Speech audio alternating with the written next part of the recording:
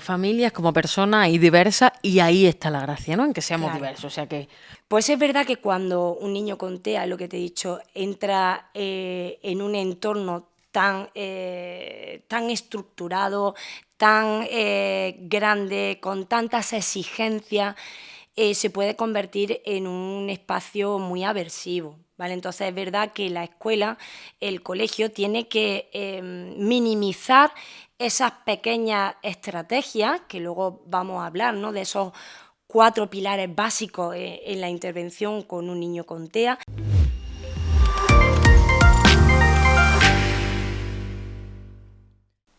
la inclusión educativa es un derecho fundamental y un pilar esencial para garantizar una educación equitativa y de calidad. En el caso del alumnado de trastorno del espectro autista o TEA, la inclusión requiere un enfoque mucho más estructurado, estrategias específicas y un compromiso por toda la comunidad educativa. Hoy exploraremos las claves para evaluar el nivel de inclusión de un centro educativo y qué medidas pueden o no implementarse para mejorar la experiencia de todos nuestros estudiantes con TEA. Y para ello lo vamos a hacer de la mano de una magnífica profesional que viene a contarnos y a darnos toda su experiencia para tomar nota y aprender. Así que están muy atentos porque hoy estamos con Carolina. Bienvenida, Carolina. Es un placer tenerte con nosotras hoy. Y bueno, antes de empezar, cuéntanos quién es Carolina, qué hace. Bueno, pues yo a mí siempre me gusta definirme como maestra, ¿no? Porque al final, cuando vives la profesión y vives la vocación desde dentro, pues los títulos como que, bueno, al final te sigues formando, sigues estudiando, sigues tal. Pero bueno, llevo 25, mi nombre es Carolina Velasco, llevo 25 años en aulas específicas de autismo y bueno, actualmente estoy en el Colegio Sierra Nevada de Granada y tengo un aula maravillosa con 5 personitas con trastorno del espectro del autismo que día a día pues son los responsables de enseñarme, de motivarme y de seguir tratando de impulsar toda esa idea de escuela inclusiva y toda esa idea de una escuela que acoja sin diferenciación de capacidades o de posibilidades. Oh, una maravilla, lo que yo decía, que hoy tenemos una grandísima profesional aquí. Bueno, sé que hay 2 frases que para ti son clave y que te marcaron en tu labor profesional. ¿Nos las cuentas? Pues sí, mira, hay una de ellas que me gusta siempre decirla en todas las charlas o en toda la formación, y es que si enseñamos a los niños a aceptar la diversidad como algo normal, no hablaríamos tanto de inclusión, sino de convivencia. Entonces yo creo que esa es la clave. La clave de pensar en un centro inclusivo es pensar que conviven muchísimos niños, muchísimas personas y muchísimas capacidades diferentes, ¿vale? Porque, claro, aquí la duda siempre surge en qué es lo normal, ¿no? Dice, este niño es normal, este niño no es normal, este niño necesita más adaptaciones. Y me gusta siempre compararlo con el tema cuando vamos a una cafetería, ¿no?, y nos pedimos un café. ¿Cuántos tipos de café no hay en una cafetería? Un capuchino, café con leche, café cortado, café solo. Es decir, la variabilidad de café es tantísimo y a nadie le extraña que tú te pidas uno y que yo me pueda pedir otro, ¿vale? El sabor es diferente, pero no deja de ser esencia. Yo creo que eso es lo más importante en un centro inclusivo, que aporte normalidad y que se entienda que lo normal es ser diferente. Todos somos normales, todos somos diferentes, todos tenemos capacidades y todos tenemos dificultades en un momento de nuestra escolarización o prolongado en el tiempo de la escolarización. Entonces, para mí, esa frase es la que me motiva mucho a pelear por este alumnado, por este perfil que necesita más ayuda, más estructuración, más implicación de los distintos profesionales y tal, pero que no deja de ser niños y no dejan de ser niños que están en el derecho de estar en una escuela que les ofrezca todo aquello que necesitan. Claro. Es que no puedo decirte nada con esto porque creo que lo has dicho todo. Lo del café me parece un ejemplo fantástico y es un ejemplo que mucha gente debe aplicarse. Que ya no solo los tipos de café, sino el nombre que le damos. Porque aquí le podemos llamar El otro día hablando con una compañera, me decía porque ella es de Latinoamérica y el café solo no le llaman solo, le llaman de otra forma que ahora no recuerdo. Y Sí. le llaman tinto. Al Como final un son tinto. etiquetas, claro. Entonces, ¿es lo mismo? Sí, se le llama diferente y ¿dónde está el problema? Exacto, exacto. Al final, además, ya te digo, es un punto de partida en el que la responsabilidad de la inclusión no es del niño que tiene la dificultad, Totalmente. sino es del colegio, del entorno, de la familia y, por supuesto, de todos los profesionales que estamos en las aulas trabajando, ¿vale? Hay otra frase, Carolina, que yo sé que también te gusta mucho, que es: la inclusión es un proceso interminable que depende de continuos ajustes pedagógicos y organizativos dentro de las escuelas. Exacto, ese es nuestro reto, porque es algo interminable, porque realmente nos vamos a encontrar infinitos casos, ¿vale? Entonces es muy difícil decir, un centro es inclusivo al 100%, pues porque tiene tal programa o porque tiene tales recursos, o porque... No, al final es un concepto que se va construyendo y eso se va construyendo poco a poco, pasito a pasito. O sea, es algo tan a largo plazo que es verdad que podemos hacer entornos más accesibles y entornos más propensos a esa inclusión, pero no podemos decir que un centro escolar sea inclusivo al 100%. Todavía hay mucho que hacer, hay mucho que trabajar, pero lo importante es ponerse en marcha, ¿no? Es tomar ese camino y bueno, pues como pensar en los distintos transportes, ¿no? Unos irán más rápido, otros que viajan en bicicleta irán más despacito y la escuela lo que tiene que albergar es todas esas posibilidades de desplazamiento y respetar los ritmos que cada uno tenga. Totalmente. Bueno, vamos a comenzar por el principio. Imaginémonos que pues somos PT, somos pedagogos, pedagogas terapéuticas, maestros, y llegamos al cole. El primer día, así, ¿no? Nos sueltan así a lo loco. Y más en un cole grande. Claro, y ahora te pregunto yo, ¿por dónde empezamos? Porque fácil no va a ser. No, fácil no es. Y engañaría si dijéramos que uno al final es todo el proceso de experiencia que lleva acumulado a lo largo de los años. Y es verdad que cuando tú llegas a un centro dices, bueno, ¿y ahora cómo organizo el aula? ¿Qué estrategias utilizo? ¿Qué agrupamientos? ¿Cómo organizo los recursos? ¿No? Es importantísimo todos los recursos educativos, los recursos materiales, si el apoyo es fuera, dentro de la clase. Claro, todas esas decisiones que a nivel de equipo de orientación, que a nivel de equipo directivo y a nivel de centro se tienen que tomar, van a ser la base de una adecuada perspectiva hacia la inclusión, porque de todas esas respuestas que demos a estas preguntas iniciales, ¿no? De, bueno, pues cómo organizo las sesiones o qué estrategias metodológicas funcionan con alumnado neurodivergente, pues todo esto nos va a ayudar y nos va a guiar cuál es ese primer paso. Aunque también pienso que cuando un centro tiene la conciencia de que quiere ser un centro inclusivo, tiene que respetar el principio de las 3 P. Y me preguntará, ¿y ese qué principio Iba a ser es? mi pregunta ahora, pero cuéntame. Bien, el principio, el modelo de las 3 P para la inclusión es de Joan Muntaner y habla de 3 factores fundamentales. 1, presencia del alumnado. 2, participación del alumnado en los coles. Y 3, que para mí es el más importante, es la promoción, es decir, el aprendizaje. Sabemos que por la Constitución todo niño tiene derecho a la educación y esa educación tiene que adaptarse a las características físicas, personales, sensoriales que tenga la persona, ¿vale? Entonces, el garantizar ese modelo de las 3 P, el garantizar que los niños no solo estén en los coles, porque al final eso hablaríamos de conceptos como la integración, ¿no? Que al final parecía como que ponerlo en un aula ordinaria ya era incluir al niño. Lo tenemos todo hecho, no había que hacer nada más. No, eso es una inclusión irreal.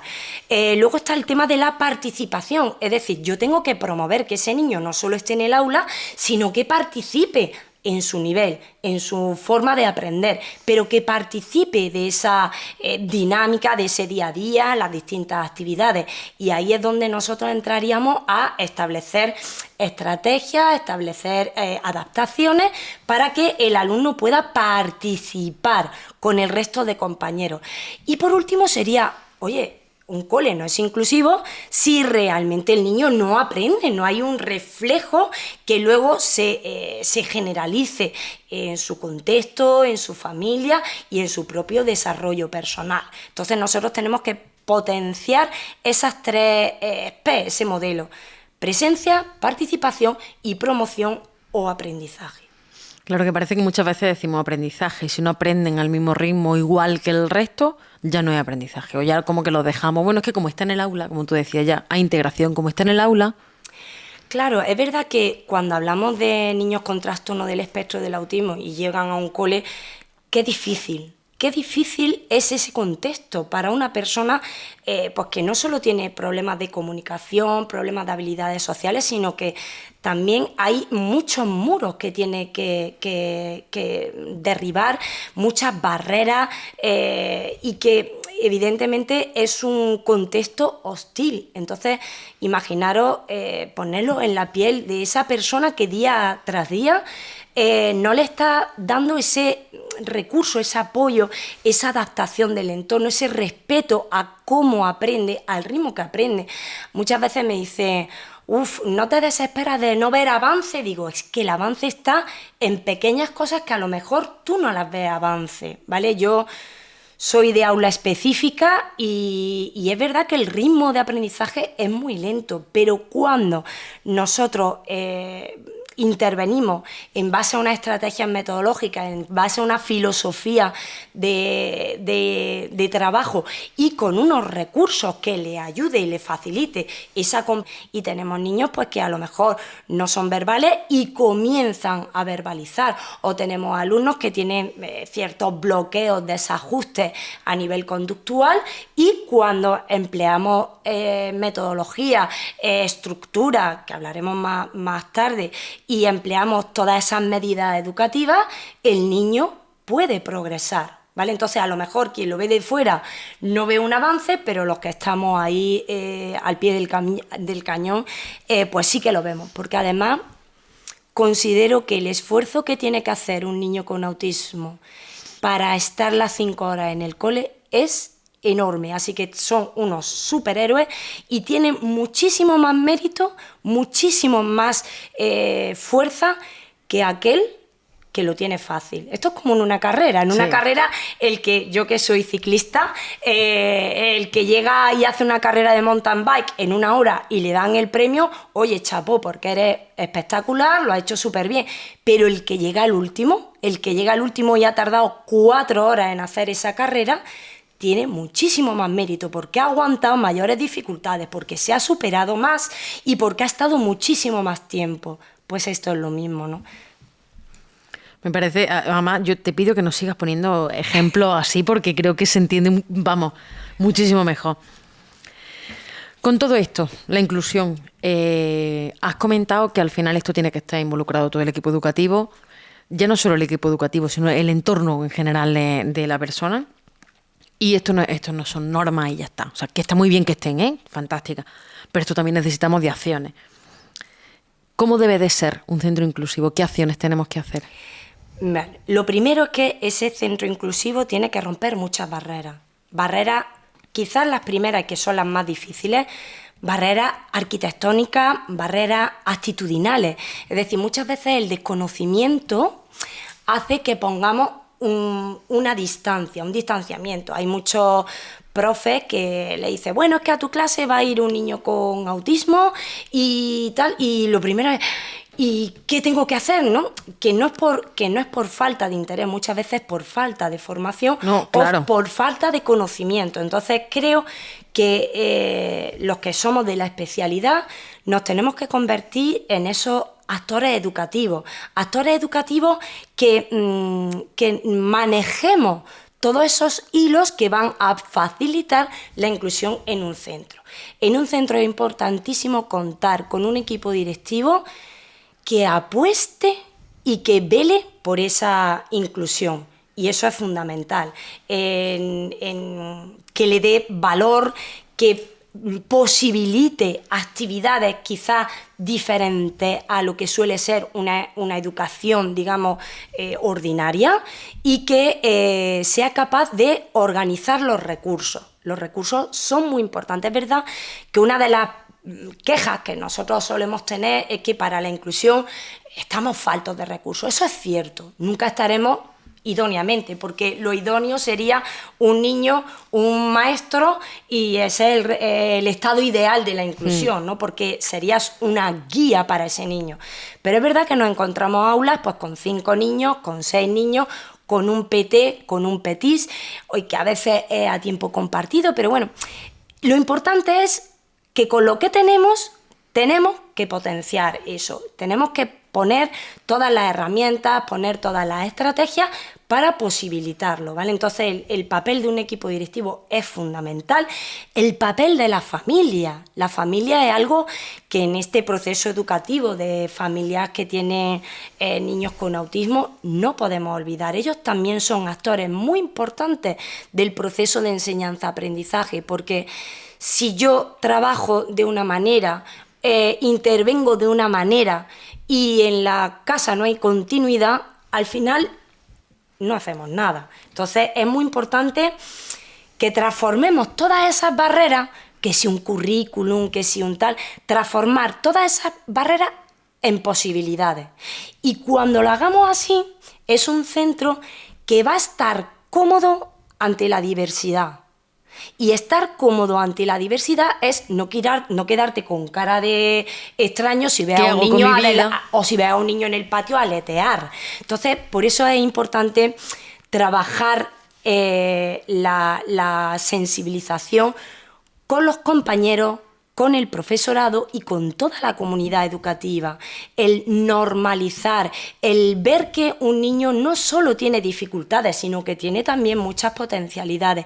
Esa es nuestra labor, el hacer que no estemos incómodos, que si yo veo en el metro a un niño chillar, no me quede con cara de, o no juzguemos, ¿no? Qué malcriado, que no sé cuánto, qué falta de límites, qué tal. No, es que detrás de ese grito puede haber muchísimo trabajo, puede haber muchísimas dificultades y puede haber un bloqueo sensorial, un bloqueo cognitivo, un bloqueo comunicacional que nosotros no conocemos, somos desconocedores. Entonces, cuando hablamos de inclusión, tenemos también que abrir las puertas del colegio. No solo el colegio tiene que ser inclusivo, sino que lo idóneo es que la sociedad no criticara, no juzgara y se sintiera cómodo ante esa diversidad. Yo creo que has dicho, Carolina, una cosa muy importante. Una de ellas, que la traigo de vuelta porque me parece fundamental, es que muchas veces ponemos el foco cuando hemos hablado de qué difícil, ¿no?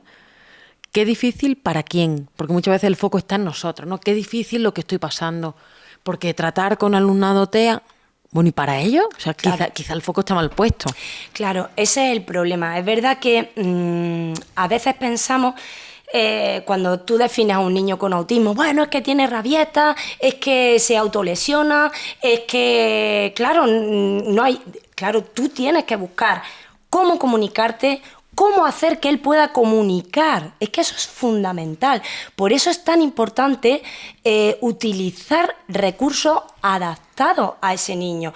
Ver y valorar si realmente necesita un sistema de comunicación alternativa y no privarle de eso. Es como si a un niño con baja visión o a un niño con sordera le privas de un implante coclear o le privas de un bastón a un niño ciego. Claro, o no le enseña lengua de signos. Exacto, no estaríamos hablando. ¿Qué pasa? Que en el tema de las discapacidades no visibles, como es el caso del autismo, al final parece que es el niño el que tiene que entender. No es que yo le explico y el niño no quiere hacer. Bueno, lo has secuenciado, lo has estructurado, lo has hecho con apoyos visuales. Es que todo eso es muy importante y eso es nuestro papel y es nuestra responsabilidad.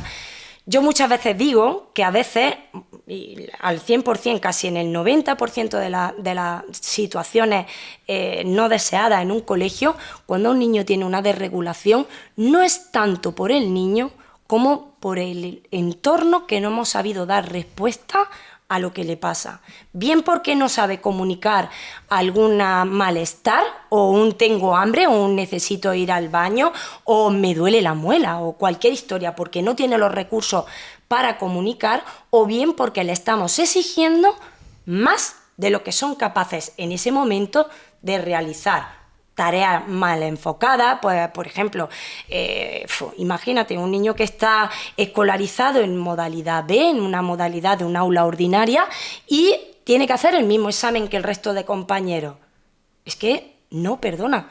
Hay que adaptar esa prueba, con lo que tú vas a medir el conocimiento de un niño en un aula ordinaria, hay que adaptarlo a su manera de entender, y simplemente una adaptación puede ser hacerlo con apoyos visuales o hacerlo simplificando el nivel de los textos o el nivel de las preguntas, ¿vale? Entonces, todas esas estrategias es el docente el que las tiene que hacer y no el niño. O sea, yo creo que muchas veces, si cambiásemos esa perspectiva y nos centráramos más en la persona, creo que obtendríamos mejores resultados. Sí, totalmente. Y además, otra de las cosas que has comentado también es que la familia, el entorno de esa persona tiene que estar involucrado. Pero no solo en alumnado con TEA. O sea, yo creo que al final la familia tiene que estar involucrada en general, con todo el mundo, y sobre todo a estos niveles educativos, ¿no? Porque si tú trabajas algo y luego en casa no lo mantienes, cuando volvamos al cole vamos a estar como al principio de todo el aprendizaje. Se pierde. Entonces, al final yo creo que también el tema de la coordinación y de la colaboración con la familia también es un trabajo de asesoramiento del profesor. Es decir, nosotros como maestros también tenemos que ir acompañando a la familia, porque son familias muy peculiares y son familias que evidentemente pues tienen situaciones problemáticas en la casa, que hay que darle una respuesta, ¿no? Muchos de los materiales que nosotros diseñamos van enfocados a mejorar la calidad de vida, no solo en el contexto escolar, sino también en el familiar. Claro, que le estamos dando herramientas, claro, que ahora veremos, que me parece maravilloso lo que has traído, pero lo veremos, son herramientas de comunicación. Claro. Comunicación para nosotros en la aula. Gestión conductual, para poder cómo ayudarlo. afrontar una desregulación, cómo afrontar una rabieta, cómo hacer, pues eso, hacer de tu día a día, que ya de por sí para la familia es difícil nuestro día a día con la cantidad de responsabilidades, de falta de tiempo y tal, pues imaginaros el ponerse en la piel, ¿no?, de esa familia de niños con neurotípicos, pues evidentemente eso marca mucho, ¿no? Entonces creo que también es algo que se contagia. Ellos tienen que ver en nosotros los actores principales. Si a nosotros nos ven motivados, ellos se van a motivar. Sí. Ojo, hay familias, pues por motivos que sean, que no son tan colaborativas, vale, pero no debe de ser la razón para dejar de intentarlo o para dejar de trabajar como tenemos que trabajar. Bueno, pero en familias, como personas, hay diversas, y ahí está la gracia, ¿no?, en que seamos diversos. O sea que, por ese lado, bueno, trabajamos, como bien has dicho, vamos a trabajar con lo que tenemos, que es importante. Bueno, la diversidad en las aulas, como has dicho, es palpable. Es decir, ya no solo hablamos de alumnado TEA, sino en general la diversidad está, pero ya no solo en el aula, en el día a día, en los trabajos, en la calle. Y yo creo que es una suerte, porque al final enriquece mucho. Pero bueno, centrándonos en nuestro tema, ¿qué pasa con el alumnado TEA en el aula? Bueno, ahí ya hemos abierto un melón. El alumnado TEA, bien. Pues es verdad que cuando un niño con TEA, lo que te he dicho, entra en un entorno tan estructurado, tan grande, con tantas exigencias, se puede convertir en un espacio muy aversivo, ¿vale? Entonces es verdad que la escuela, el colegio, tiene que minimizar esas pequeñas estrategias, que luego vamos a hablar, ¿no?, de esos 4 pilares básicos en la intervención con un niño con TEA, tiene que garantizar esa forma de trabajar, porque es lo que nos va a garantizar unos buenos resultados. Es cierto que cuando un niño TEA llega a un cole, lo primero es valorar el nivel comunicacional, valorar el nivel curricular, valorar el nivel de necesidades, pero también valorar algo muy importante, que es potencialidades. No se nos olvide que todo, pese a que podamos tener más o menos dificultades, también tenemos potencialidades. Y esa va a ser la base en la que nosotros nos vamos a apoyar para impulsar. Hay una frase que a mí me gusta mucho de Lorna Wing que habla de párate y piensa. ¿Has conocido a una persona con autismo? Y solo eso, a una persona. A veces pensamos que trabajar con autismo es trabajar con pictogramas, trabajar con tal.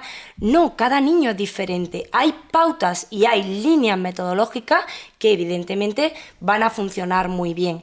Pero nosotros tenemos que ver esa intervención como yo tengo delante a una persona. Voy a ver tus motivaciones, voy a ver tus dificultades, voy a ver qué necesitas tú, que eres Javi, que eres Dariel, que eres Iván, tú, y a partir de ahí voy a intentar trabajar contigo y a intentar sacar lo mejor de ti. Ese, digamos, un modelo centrado en la persona, que no es solo a nivel escolar, sino también a nivel social, a nivel familiar y a nivel, en definitiva, del entorno.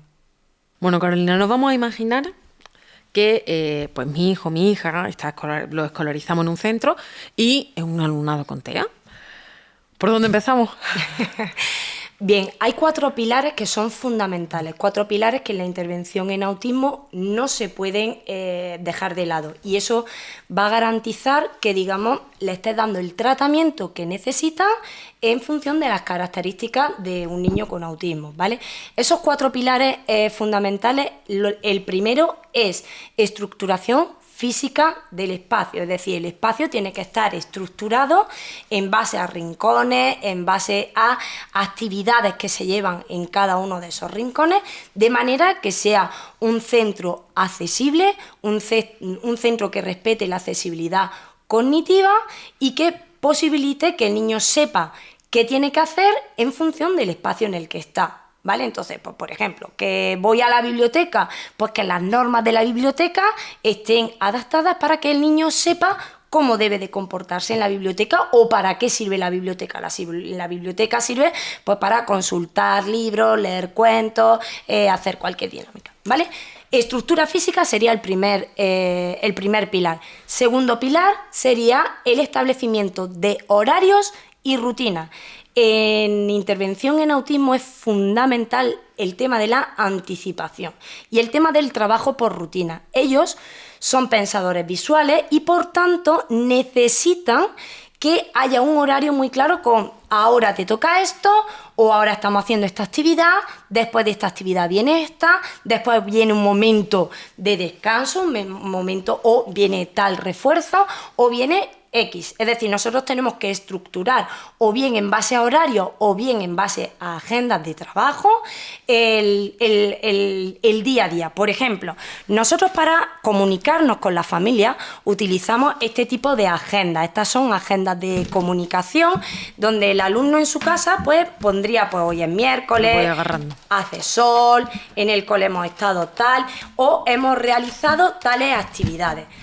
Pensando en alumnado con TEA que tiene dificultades a la hora de comunicar, no tiene lenguaje verbal y por tanto utiliza ayudas visuales, utiliza pictogramas o fotografías para comunicar pues que ha desayunado, control de esfínteres o lo que sea. Es decir, esto sería un material de agenda, en este caso de comunicación a la familia.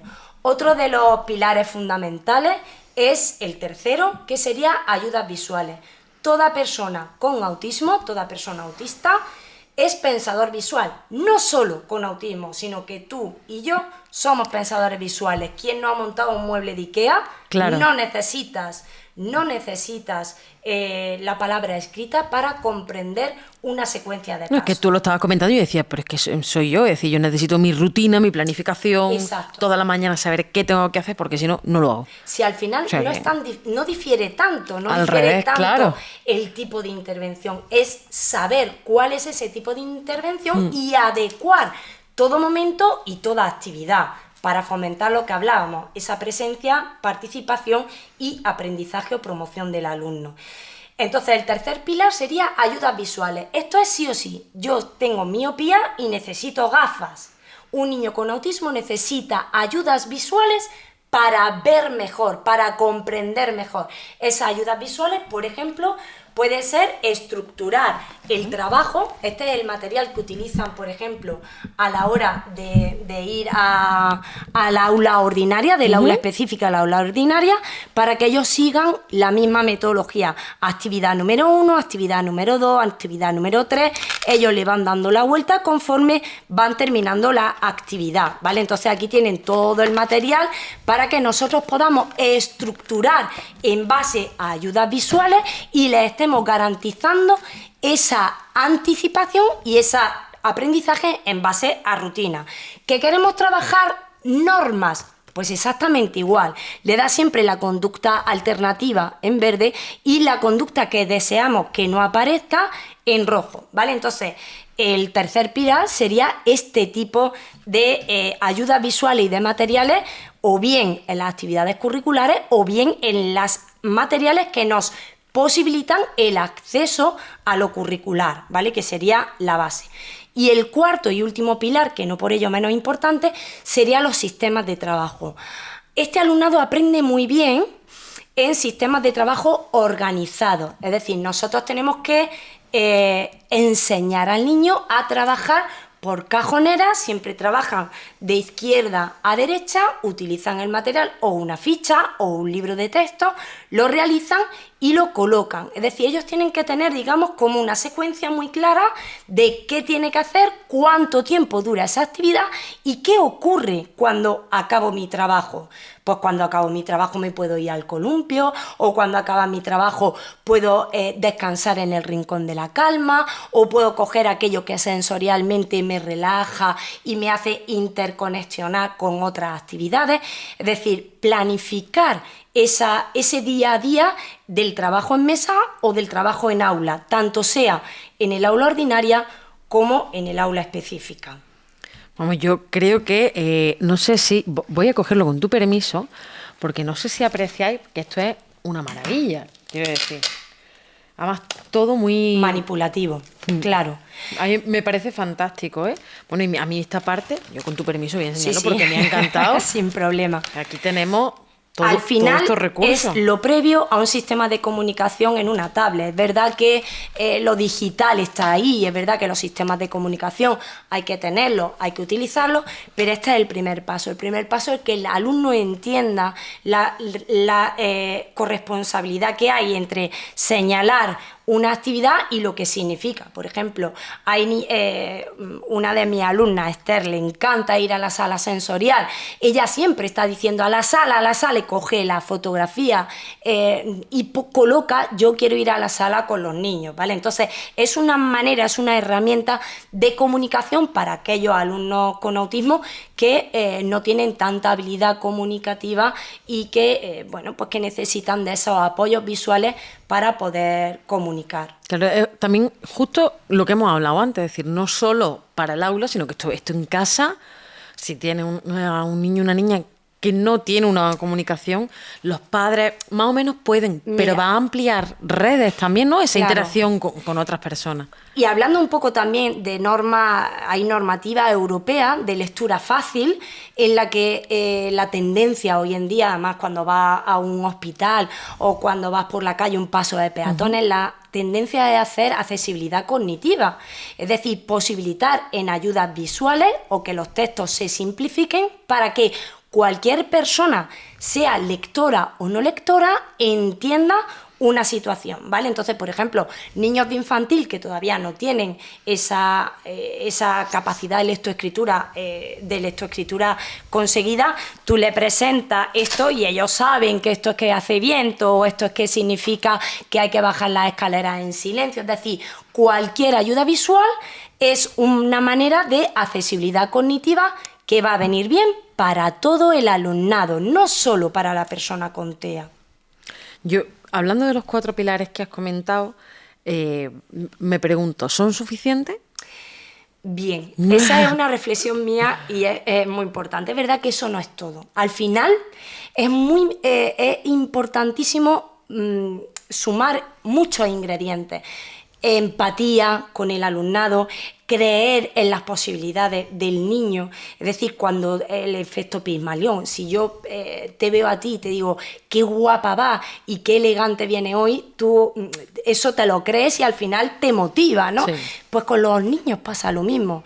Es muy importante que nosotros no solo veamos una metodología, sino que aprendamos, enseñemos con entusiasmo, con ganas, con motivación, la escucha activa, centrarte en la persona, ver qué necesita esa persona en ese momento, es individualizar la enseñanza al 100%. Y como te digo, para mí no basta tener esos 4 pilares, sino que además tenemos que añadir ingredientes a esa receta para que la tarta salga de rechupete y nos chupemos los dedos. Y es creer en esas potencialidades, creer en esas capacidades y posibilitar que el niño pueda alcanzarla y pueda conseguirla. Con todo esto, Carolina, cuéntanos, ¿cómo lo haces tú en el cole? Bien, en el cole llevamos una trayectoria de muchas actividades, pero sí me gustaría hablar de experiencias que estamos llevando a cabo en el Sierra Nevada, que creo que están empapando en el alumnado, no solo del aula TEA, sino en todo el alumnado y en todo el profesorado del centro, que yo lo que creo que es realmente lo que pretendemos con este proyecto de enseñanza. Y es, pues, por ejemplo, nosotros posibilitamos la inclusión en la aula ordinaria, no solo pues educación física, música, plástica, intentamos esa inclusión en patios dinámicos, es decir, patios en los que se posibilite la interacción de todos los niños, porque al final y en definitiva el juego es el motor del aprendizaje y el juego es el motor de la inclusión también. Llevamos muchos años trabajando la inclusión a la inversa. La inclusión a la inversa surge por la necesidad de que los niños de la aula, y más un centro tan grande, se acerquen al aula específica y sepan cómo aprendemos, cómo hacemos una asamblea, cómo trabajan en mesa, porque al final nosotros tenemos muchos proyectos educativos, vamos a equinoterapia, van a la piscina, hacemos yoga. Al final, si tú a un niño no le explicas que sus compañeros del cole no solo tienen ese aspecto que ellos ven súper motivador, porque dicen, ¡oh, qué guay, yo me quiero ir a los caballos con ellos!, sí, sino que ven cómo trabajan, cómo hacen matemáticas, cómo aprenden a leer y a escribir, cómo aprenden normas, cómo tienen un horario igual que tienen cualquier aula ordinaria, pues al final hay mayor empatía y hay mayor conocimiento. Entonces, esa inclusión a la inversa la llevamos a cabo pues con todas las actividades que hacemos en integración sensorial, en yoga, en el cine, cuando hacemos unos cuentos, en cualquier actividad, cualquier efeméride del colegio, siempre es una oportunidad para que todos estén presentes, todos participen y todos aprendan, no solo los niños con autismo, ¿vale? Entonces, bueno, también es fundamental jornadas de sensibilización. Nosotros solemos hacer el equipo de orientación de mi cole, que es el mejor del mundo, es fantástico. Ahí no podría hablar de otra manera de mis compañeras, porque creo que al final todo el equipo humano es el que posibilita que esto se pueda llevar a cabo y que no sea una ilusión mía o no sea, oh, Carolina, tú es que te vienes muy arriba y estás muy motivada con el tema de la inclusión, sino que el equipo de orientación hace que esto sea posible, ¿no? Pues, por ejemplo, en jornadas de sensibilización, tratando de inculcar, de mostrar cómo es nuestro trabajo, qué características tienen, cómo aprenden, qué potencialidades tienen, y además que lo resalto mucho. Muchas veces nos quedamos en lo visible. Nosotros de un niño con autismo vemos que tiene rigideces, que se tapa los oídos, que da vueltas, que aprende más lento, pero no vemos lo que hay debajo, no vemos ese proceso de esfuerzo, ese proceso en el que para tú aprenderte una canción yo necesito el doble de tiempo, necesito que la canción me la hagas con ayudas visuales, a lo mejor solo de la canción me aprendo un signo, pero ya es mi manera de participar, ¿vale? Entonces, el que el alumnado en general del centro sea consciente y sea real, posibilita que haya mayor comprensión y posibilita sobre todo ese respeto y esa equidad, ¿no? El darle a cada uno lo que necesita. Además, ya no solo el centro, sino la familia. Yo creo que tenéis la suerte y bien trabajado por vuestra parte, porque esto no viene solo, de tener unos proyectos que... Pero ya no solo por vosotros como profesionales, ¿no? Como tú dices, Carolina está muy motivada, sí, pero ¿y lo bien que hacéis?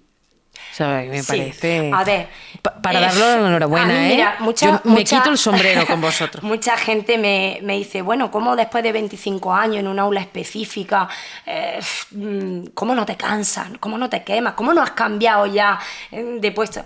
No entendería mi vida sin esto. De hecho, a mí el autismo me marcó y me marcó a nivel personal, me marcó a nivel estratosférico. De hecho, siempre he estado muy sensibilizada y siempre he intentado aportar mi granito a esa sensibilización, ¿no? A ese respeto a la familia, esa conciencia social que hace falta, ¿no? En fin, y claro, en 25 años ha habido momentos tan maravillosos. Recuerdo en mi boda, mis damas de honor fueron mis alumnos y fue algo maravilloso porque es verdad que muchas de estas familias decían, es la primera vez que nos invitan a una boda por el tipo de niños que tenemos, o la primera vez que le invitan a un cumpleaños. Al final es trabajar, ¿no? Trabajar también esas emociones de la familia, esas emociones de los niños, pues porque al final tendemos a apartar, ¿no? Lo que consideramos que es más raro, consideramos que tal, apartarlo. Y yo creo que todo proyecto tiene que enfocarse a hacer un cambio en la sociedad. Qué bonito. Es que me parece una maravilla que estés con nosotros. Ya está. No te puedo decir otra cosa, Carolina. Aquí me quedo. Bueno, te llevo a mi casa. Bueno, has hablado de espacios de estimulación, como no una de tus alumnas que le encanta ir a esas zonas donde pues pueden relajarse, donde tienen todos los recursos.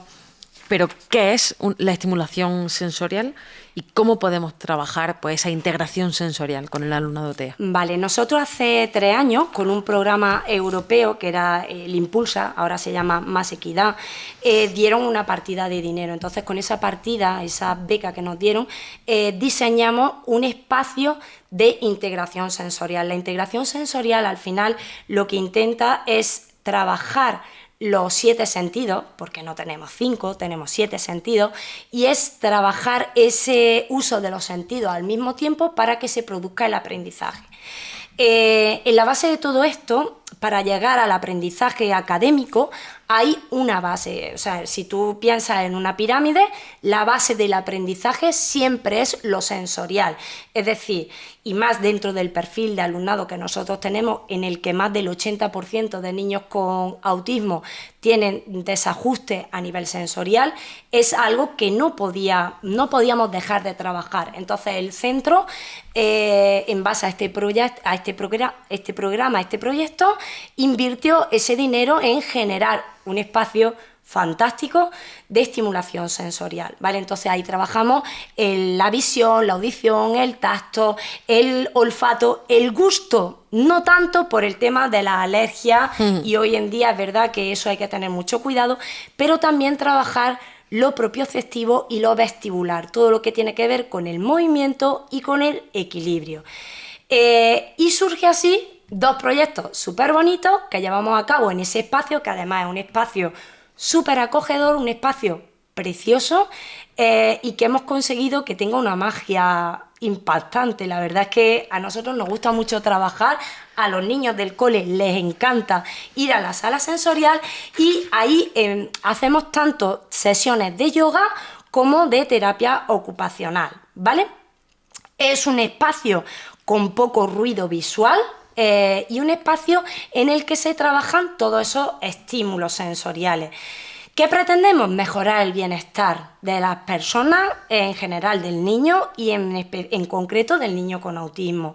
E intentamos potenciar la inclusión social a través de las actividades que podemos hacer aquí.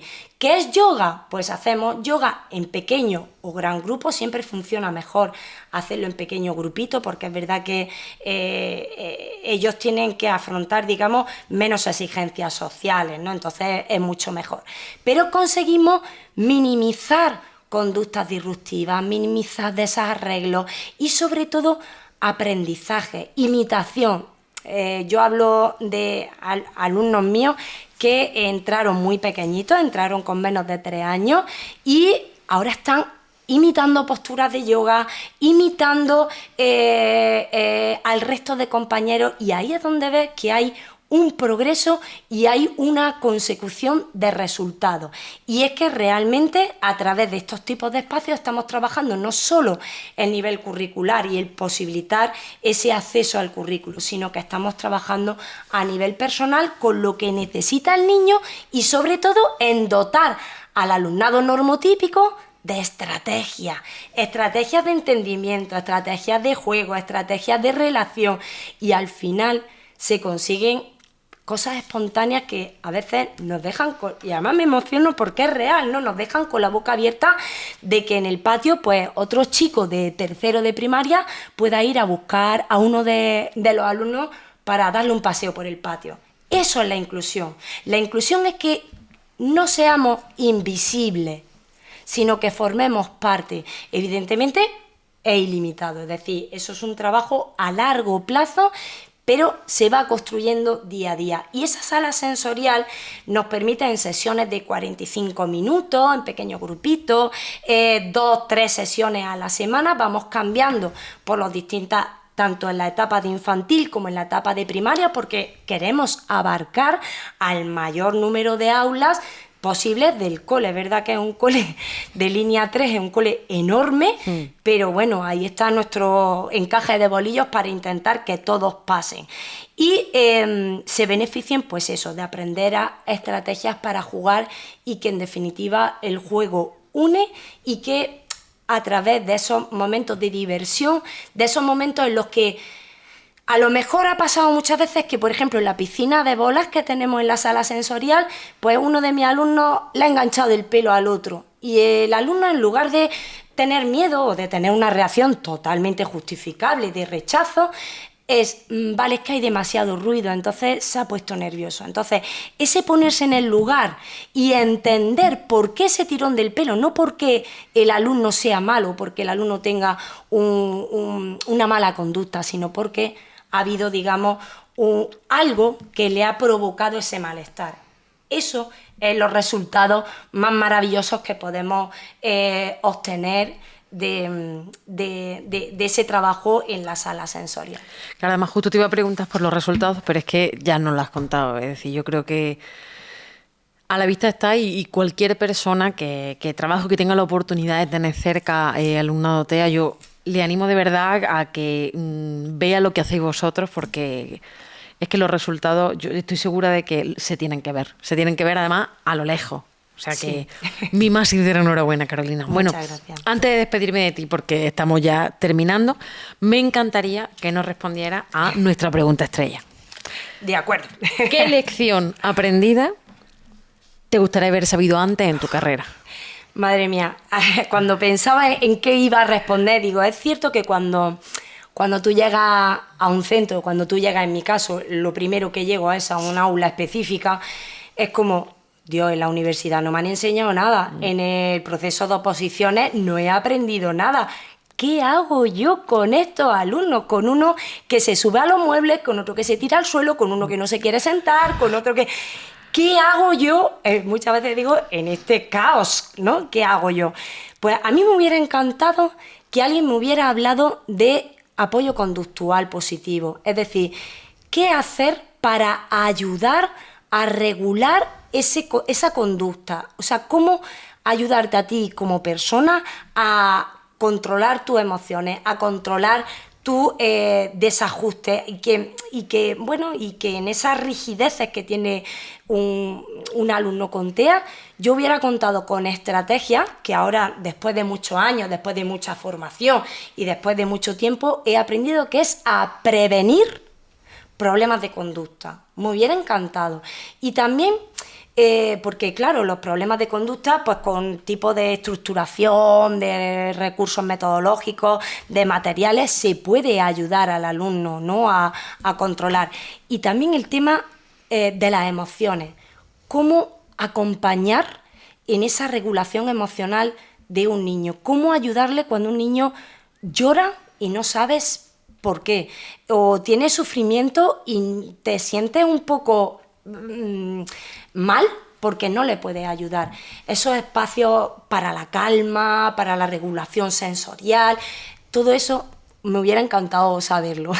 Claro, hubiese sido fundamental, ¿eh? Fíjate Sí. tú qué cosas para ahorrarnos, pero quizá no sería la Carolina que está hoy con nosotras contándonos todo esto y no hubiese aprendido y apostado quizá por todos los proyectos que lleváis a cabo. Así que, bueno, tomamos nota de esa lección para que la gente que nos ve, si no lo tiene, que vaya mirando, vaya formándose, que ya sabemos que esto Carolina lo quería haber sabido antes.